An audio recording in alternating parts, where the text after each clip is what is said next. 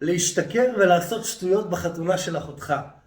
אני בספק אם כשעברי לידר כתב את המילים האלה, הוא התכוון למופע אימים, כמו זה שנתתי בחתונה של אחותי אי שם ב-2008.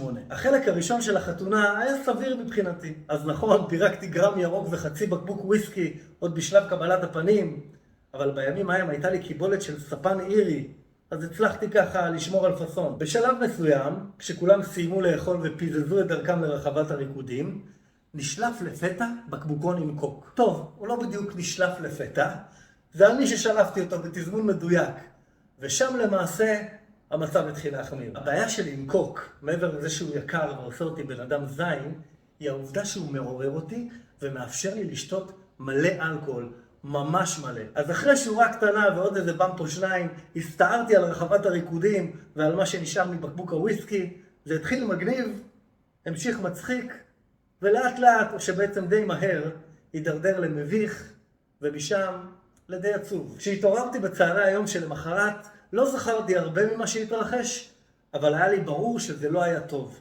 היו לי כל מיני הבזקי זיכרונות, שופך בירה על הראש של כיסתי, חופר לדיג'י, משכנע את הרב לעשן ג'וינט, נופל בשיחים, מחלק צ'ייסרים לילדים. למזלי, אחותי המהממת גילתה אורך רוח, והגיבה באיפוק לכל הסיטואציה. היא רק ניגשה אליי ואמרה לי שסבתא שואלת אם יש אפשרות שאני אשים מכנסיים. הלוואי שיכולתי לספר לכם שלמדתי את הלקח שלי מאז והתחלתי להתנהג כמו בן אדם, אבל עברו עוד הרבה שנים עד שהבנתי שהגבוה הזה לוקח אותי למקום הכי נמוך והכי חשוך. תמיד יש לאן לרדת, תמיד יש עוד בור ליפול בו, עוד תחתית לגלות, אפילו לא צריך לעשות הרבה.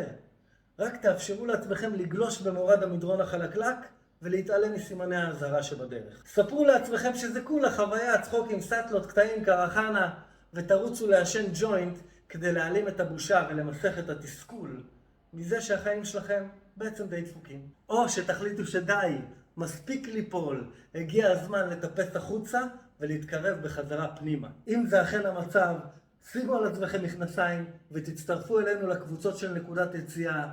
החיים יפים, הזמן יקר, הגיע הזמן להשתחרר מה דה פאקרס.